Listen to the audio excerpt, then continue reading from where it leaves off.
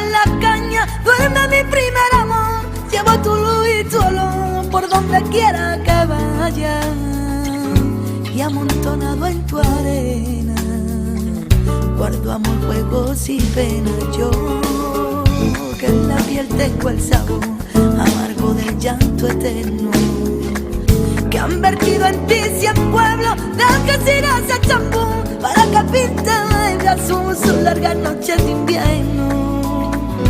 Y a fuerza de desventura tu alma es profunda y oscura. A tus atardeceres rojos se acostumbraron mis ojos como recodo al camino. Soy cantor, soy embustero, me gusta el juego y el vino, tengo alma de marinero. ¿Y qué le voy a hacer si yo nací en el Mediterráneo?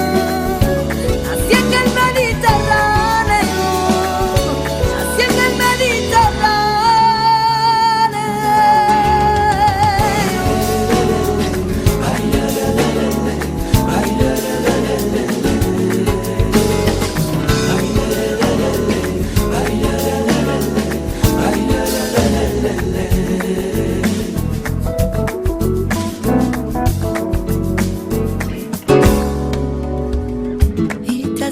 Si te vas después de besar mi aldea, jugando con la marea, te vas pensando en volver.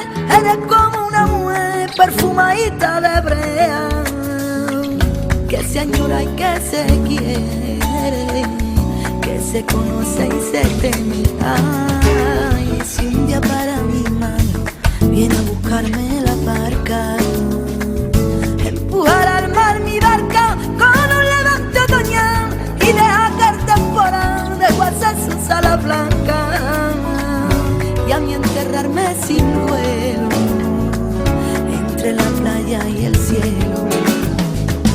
En la ladera del monte, más alta que el horizonte, quiero tener buena vista. Mi cuerpo será el camino, le dará verde a los pinos y amarillo a la avenida.